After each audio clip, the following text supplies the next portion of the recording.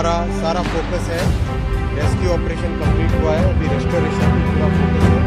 ये main line है और किसी भी तरीके से ये पॉलिटिक्स का समय नहीं है। अभी सारा फोकस होना चाहिए रेस्क्यू